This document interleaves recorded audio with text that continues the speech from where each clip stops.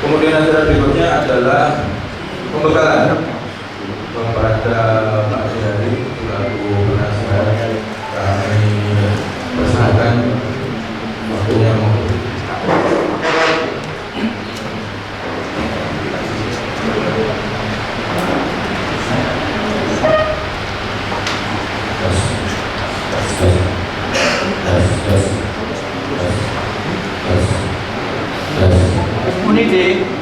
Bismillahirrahmanirrahim.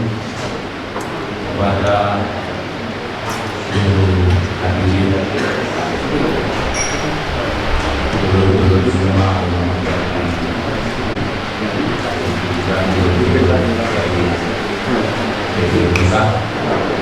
Assalamualaikum warahmatullahi wabarakatuh. Kebetulan pada hari ini kita pada malam sudah bergabung untuk rapat ini dan hari ini kita rakorda, dan rakorda ini pada intinya saya setuju sekali apa yang disampaikan Lurah, yang isinya bahwa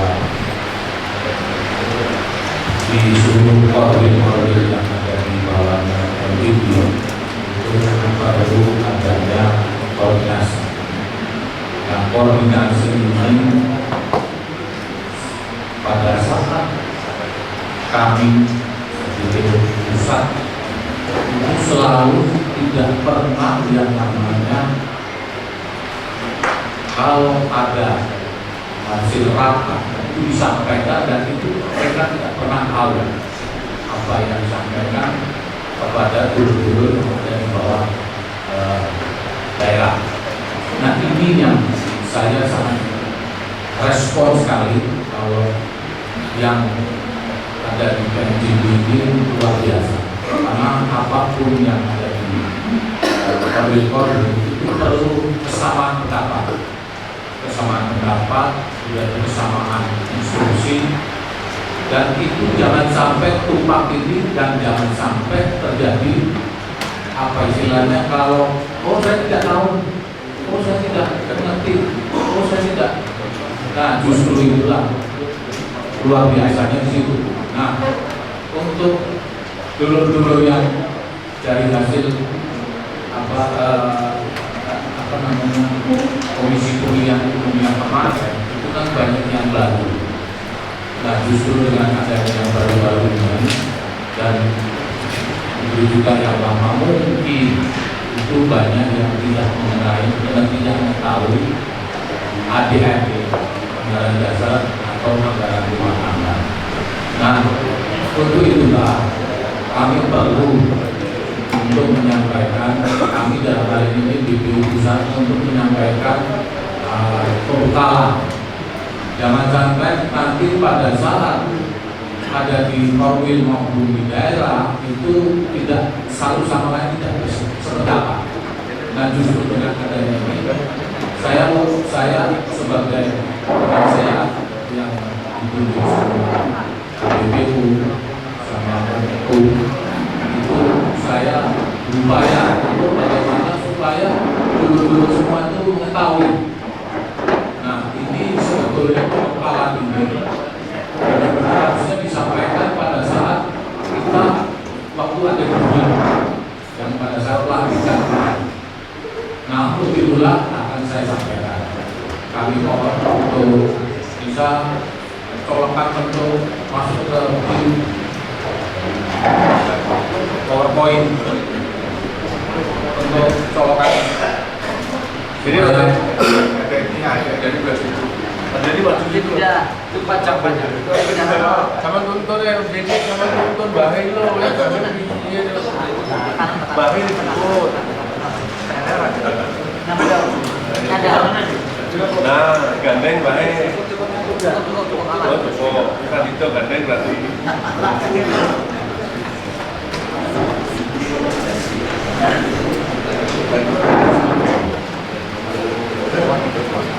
Diwangi kemarin.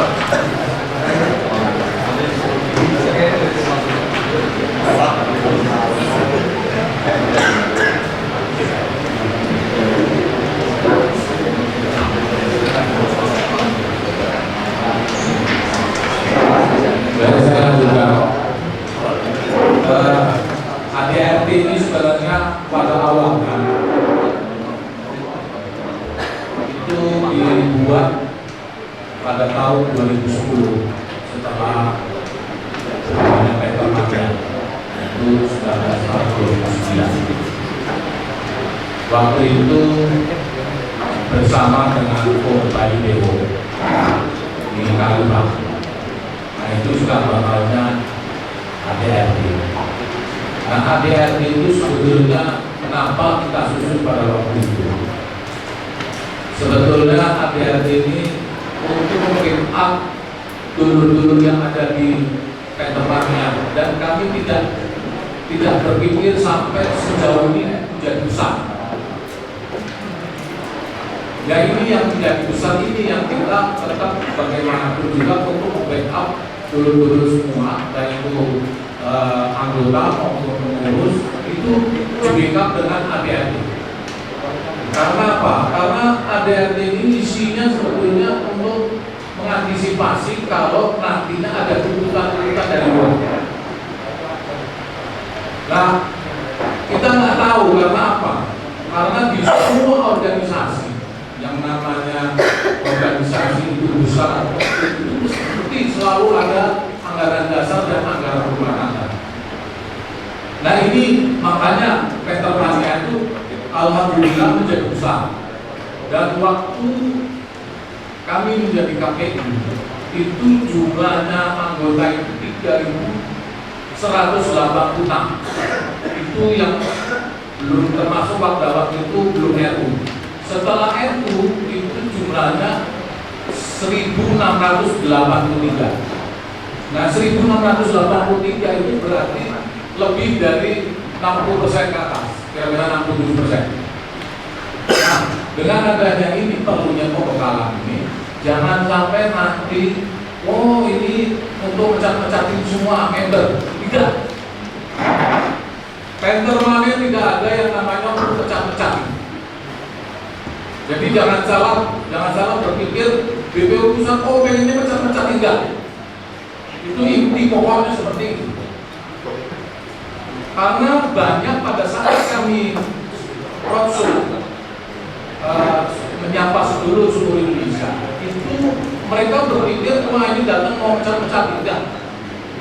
Justru itulah makanya kami dari BPU pusat itu mengharapkan supaya benar-benar pembekalan ini tidak ada yang namanya berpikiran yang sifatnya solusial atau negatif. Jelas ya?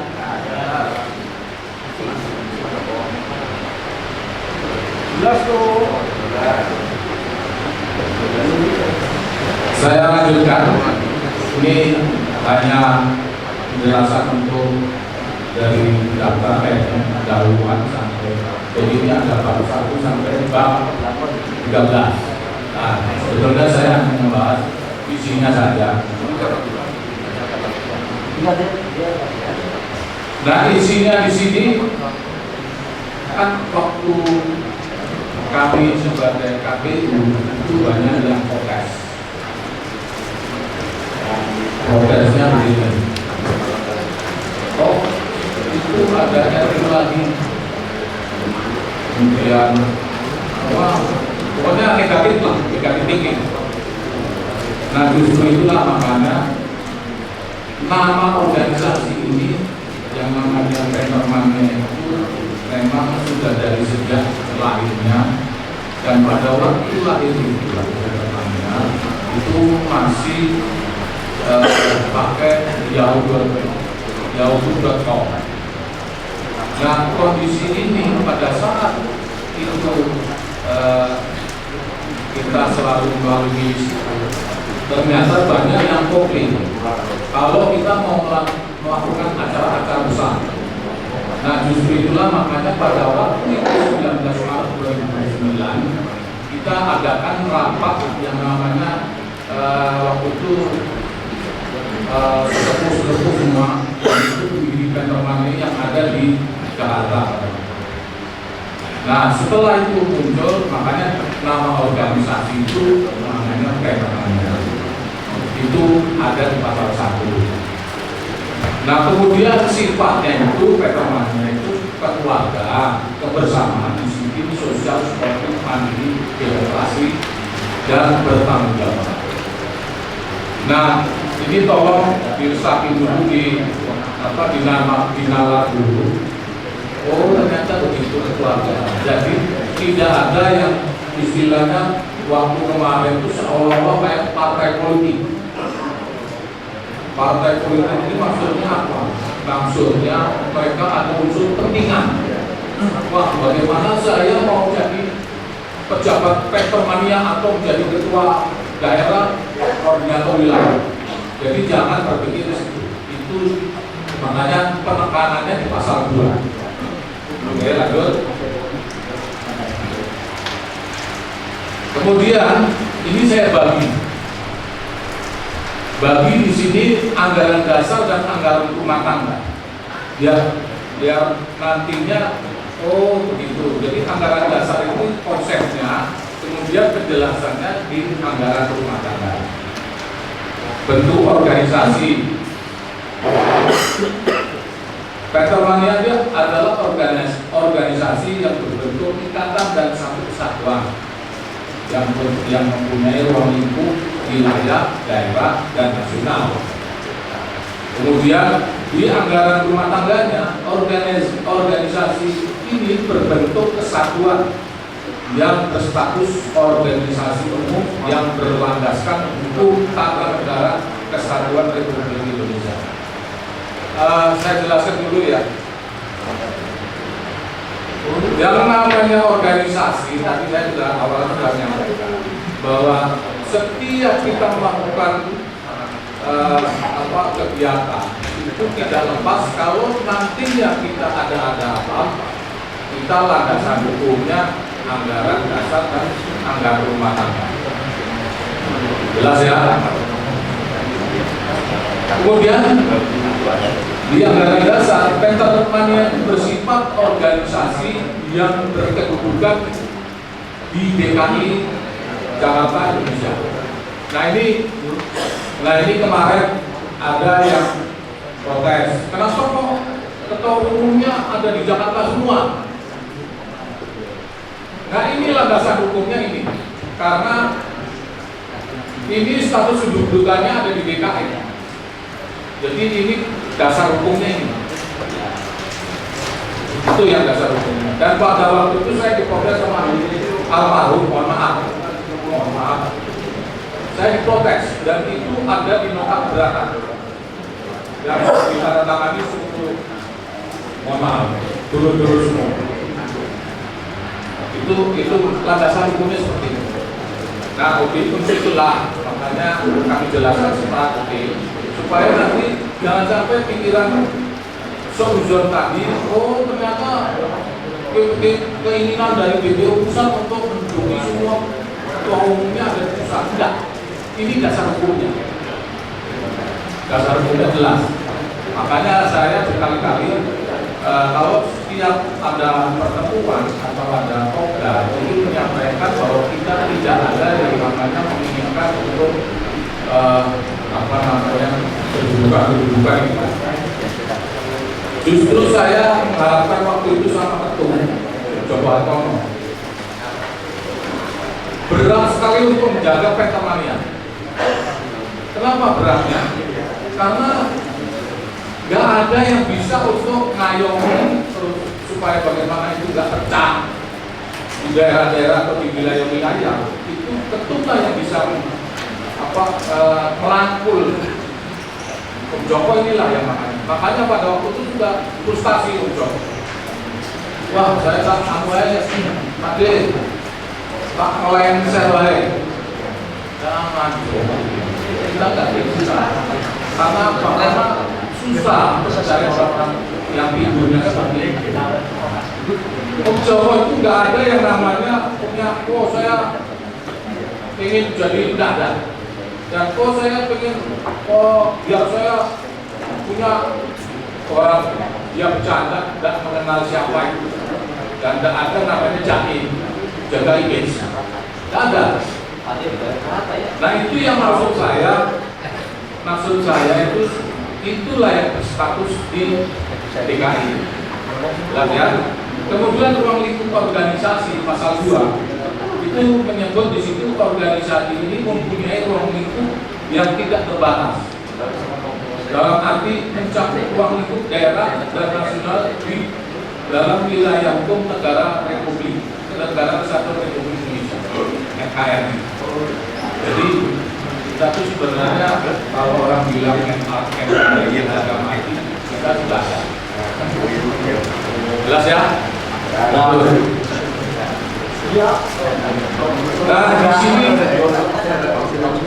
di sini ada anggaran dasar.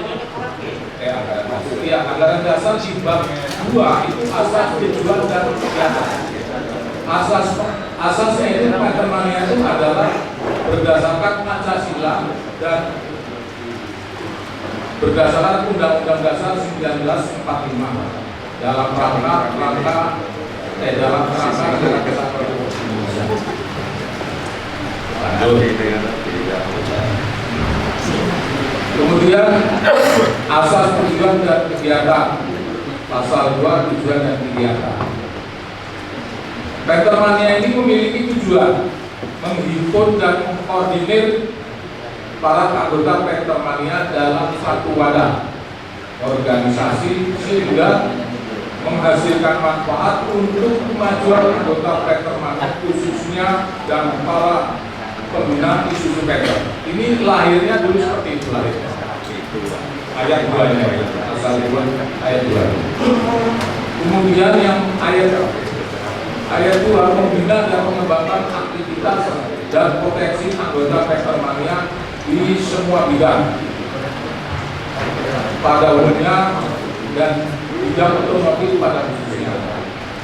Kemudian yang ketiga, dapat menjadi referensi bagi para atau antar anggota Petermania untuk memahami dan mengerti dapat menambah wawasan atau pengetahuan tentang sebelum dalam isu ini saya kira ini konsep lama, jadi saya kira ini saya jelas saya sampaikan ini intinya saja yang terjadi selama kami menjadi KPU dan itu supaya dulu-dulu semua tahu bahwa kondisi ini bukannya kami untuk memilah-milah atau mencari dulu-dulu yang sifatnya tebang pilih, tidak.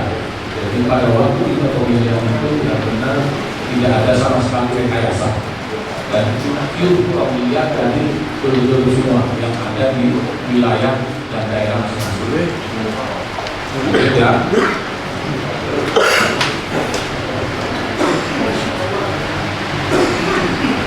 Nah ini ada tujuannya ya. Jadi tujuannya tenggang rasa dan kepedulian terhadap lingkungan sekitarnya dan lingkungan umum. Kemudian menjalin hubungan baik dengan organisasi dan perkumpulan lainnya yang berada di dalam dan di luar negeri, terutama organisasi perkumpulan yang berbentuk yang bergerak di bidang otomotif.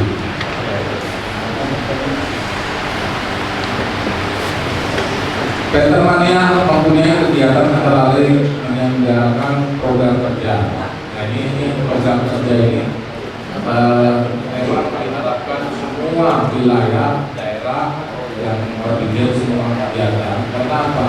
Karena kalau tidak ada kegiatan atau tidak ada istilahnya kopdar, kan ini kenapa sampai terbentuknya visi Petermania itu persaudaraan selamanya tadi yang sudah disampaikan itu. Persaudaraan selamanya awalnya persaudaraan selamanya, tapi karena kami sering keliling daerah itu masih sering muncul keker-kekeran. Keker-kekeran itu bahasa Indonesianya itu debat kusir. Jadi debat yang tidak ada ujung pangkal dan tidak ada landasan hukum dan fakta atau data. Nah itu yang keker-kekeran itu maksudnya. Nah justru itulah makanya kita sepakati pada waktu itu visi persaudaraan selamanya. Tapi pada perjalanan itu masih tetap keker-kekeran. Makanya ditambah menjadi buyut rukun. Dan itu semoga menjadi doa. Menjadi doa ini benar-benar buyut rukun. Nah, persaudaraan selamanya di hubungan itu lah yang nantinya semoga kita bisa lakukan. Kemudian misinya apa? Misinya itu menjalin, yang pertama menjalin tali silaturahmi antar anggota dan non anggota. Non anggota itu bisa juga baru BPMK, baru apa dulu-dulu yang bukan sampai kembalian itu maksudnya. Kemudian yang kedua itu kepedulian terhadap bidang sosial dan kemanusiaan yang sekarang terbentuknya di WNI. Nah ini misinya itu sebetulnya. Lanjut. Marah deh. Biar gak ada yang dengerin gak apa-apa Pak. Main depannya. Biar gak ngantuk dulu.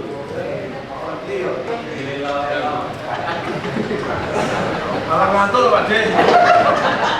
Sampai motor tukang rokokan. Bebek sampai gape. Biar ya, Dek. Biar di toilet.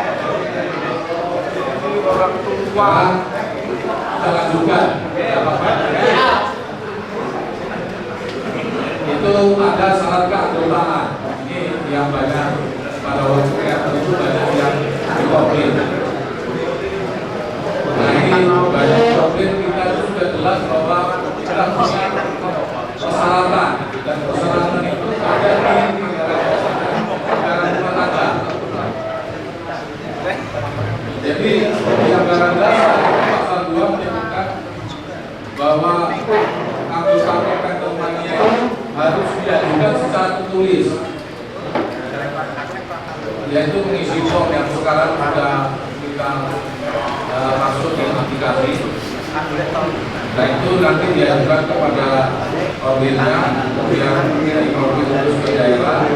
Tadinya awalnya seperti itu, tapi sekarang sudah melalui aplikasi. Kemudian yang disarankan dalam anggaran rumah tangga, yang pertama itu akan negara Indonesia, yang kedua yaitu sehat jasmani dan rohani, tiga bersedia dan taat kepada ketentuan yang berlaku dalam anggaran dasar dan anggaran rumah tangga ketentuannya serta peraturan organisasi, melengkapi dokumen dan administrasi yang dibutuhkan dalam formulir keanggotaan kecuali anggota kehormatan. Kemudian yang kelima, pada saat mendaftar pribadi sebagai anggota organisasi masyarakatnya yang bersangkutan tidak terlibat dalam masalah hukum, baik hukum perdata maupun hukum pidana. Tidak ada unsur politik, syarat dan kepentingan pribadi. Itu yang diutamakan itu. Jadi harapan pada waktu itu tetap berdasarkan pada anggaran dasar dan anggaran rumah tangga.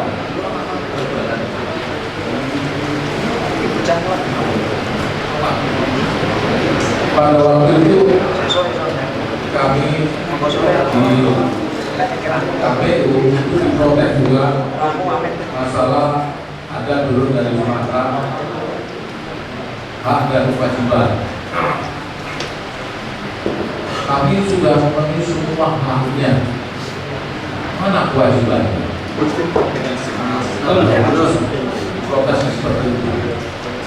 Kemudian dia tetap kokoh kalau yang namanya dia sudah terlibat. Padahal pada waktu itu kita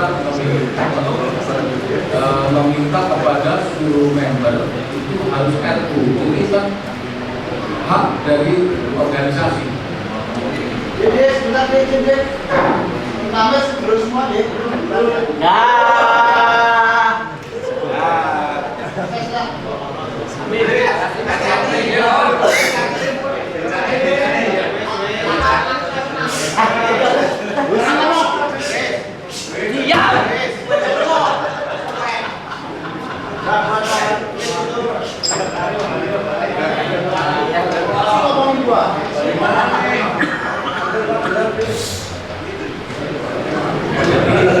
Lanjutkan ya.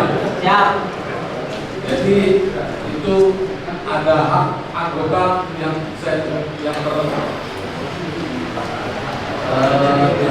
di situ, yang ada di situ. Saya kira nggak bisa dibaca. Proses ini nanti dibagikan kepada di bagian saja. Kemudian saya karena dibatasi waktu tadi, saya hanya menyampaikan masalah-masalah pada waktu kejadian dari KPU. Jadi ini saya kira mengharapkan untuk semua agar tidak ada masalah di kegiatan nanti, seharusnya nanti dibagikan saja dan tolong dibaca, jangan sampai tidak dibaca. Jadi saya sudah mengambil hanya poin-poinnya saja. Sedangkan kalau kita baca di ADR panjang sekali. Nah ini hanya poin-poinnya saja. Nah pada waktu itu banyak yang protes masalah RU. Padahal RU itu memang sudah ada di ADR tadi disampaikan syarat-syaratnya. Kemudian juga ada kewajibannya juga ada disampaikan di anggaran rumah tangga. Tadi sudah hak anggota, kemudian kewajibannya anggota. Jadi semua ada semua. Jadi silakan baca aja. Nanti PDF-nya di kalau diberi aja atau di ke seluruh jurusan dan wilayah. Nanti dulu kalau saya analisis bagian harga lebih detail. Kemudian juga ada hubungan tata kerja organisasi pusat dengan daerah dan wilayah. Di situ juga ada yang namanya BPU wilayah, BPU daerah, BPU pusat. Kemudian ada juga jelaskan urusan itu menjelaskan juga di situ bahwa pusat ada BPU pusat, BPU daerah, dan BPU wilayah. Dan itu juga ada kewajiban bagaimana mengambil pusat dan daerah, wilayah. Jadi tidak ada yang namanya menentukan keputusan sendiri atau istilahnya dalam daerah itu nanti kalau diputus oleh ketua daerah. Jadi ini semua wilayah-wilayah. Terus ini ada bagian organisasinya, hubungan organisasinya. Kalau pusat mengatakan kelompok atau kelompok sekretaris umum, anggota koordinator ekonomi. Kalau di daerah itu ada 6 yang tadi saya berikan informasi. Tapi pada saat ada komisi dibagi 5. Nah dibagi 5 ini ada sekretaris daerah, anggota, dan informasi. Kemudian yang untuk wilayah itu tidak ada udara. Sudah disampaikan setiap pertemuan. Jadi itu ada 5 pengurusan. Jadi ada Korwil, ada Korwil, anggota kegiatan dan pengurusan. Kemudian yang untuk persyaratan belajar saya lanjutkan.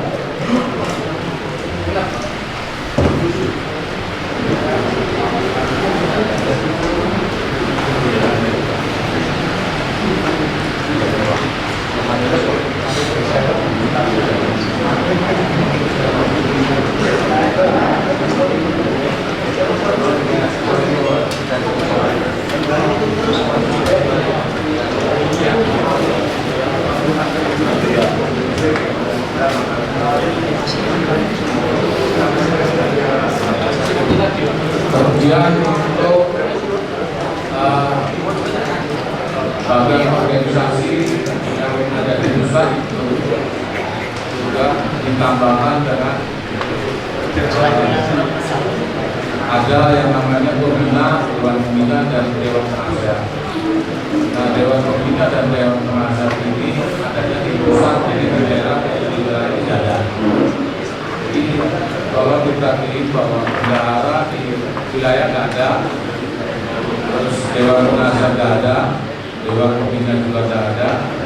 Nah itu di pusat semua. Kalau bendahara dari daerah.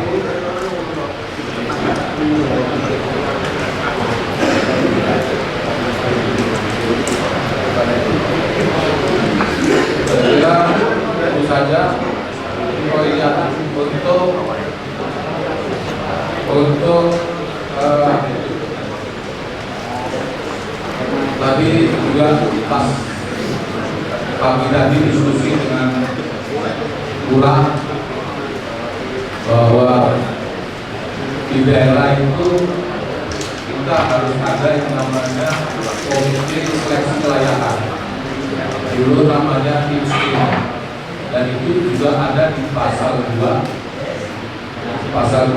ayat 9, ada yang di pasal 1 ada di ayat 9 anggaran dasar, anggaran rumah tangga itu ada di ayat 9.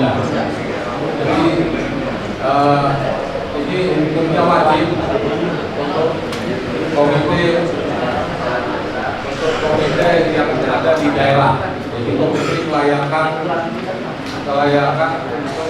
seleksi. Jadi itu diharapkan itu, dan nanti mungkin pada saat ada komisi-komisi Allah membahas, dan sifatnya komite seleksi kelayakan ini benar-benar yang artinya independen. Maksud independen ini tidak ada unsur subjektif baik ke daerah atau ke wilayah. Itu yang dapat kami sampaikan, dan semoga kita dalam menjalankan organisasi baik di daerah, wilayah dan pusat itu benar-benar tidak ada yang namanya sebagai kita harus menggunakan hukum. Karena nantinya kalau kita tidak artinya takutnya terjadi hal-hal yang tidak kita inginkan. Kemudian pada waktu itu sudah saya sampaikan tugas berprogres kenapa komisi pemilihan daerah tidak ada. Itu kita di sini dasarnya ada, hanya ada di pusat. Kenapa kalau tidak ada di daerah? Karena kalau ada di daerah itu dia hanya melihat daerah rata-rata Jawa Tengah bisa tidak dia ademin lah. Tapi kalau di wilayah lain itu kalau terjadi hal-hal yang tidak diinginkan, sampai terjadi apa ya, jadi kayak komisi yang di negara kita Indonesia itu sampai mati 600 lebih. Nah itu kalau kita di determinnya itu dasar hukum yang dipegang atau yang utama yang dimasukkan berjalan ya BPO dan komisi pemilihan kemarin harus terjadi seperti itu. Tapi kalau di pemerintahan negara kita komisi pemilihan umum itu dia ada landasan hukum, dan landasan hukum ini dia langsung tidak terpengaruh oleh komisi pemilihan umum, dan dia tidak dimasukkan penjara. Karena apa? Karena dia kekuatan hukumnya benar-benar berdasarkan undang-undang. Lah kita nggak ada undang-undangnya, cuma ada ADART. Itu yang kita harus berpikir jauh sih. Jadi itu yang dapat kami sampaikan, dan semoga yang hal-hal sifatnya belum jelas tolong nanti disebarkan atau di WA atau di grupnya di NGB. Silakan aja nanti dibaca aja resumenya di situ yang sifatnya itu pembekalan. Saya kira itu saja yang saya sampaikan. Mohon maaf waktunya terlalu banyak karena kejadian-kejadian ini yang sifatnya waktu itu saat itu KPU sampai kalau setiap meeting itu bisa kalau lurah ya si Pak Cek itu mengatakan bahwa kita minum obat itu seperti minum obat sehari 3 kali. Nah itu kejadian pada waktu karena banyak protes. Itu yang saya saya nggak bisa sampaikan. Wajib pamit dari saya. Wassalamualaikum warahmatullahi wabarakatuh.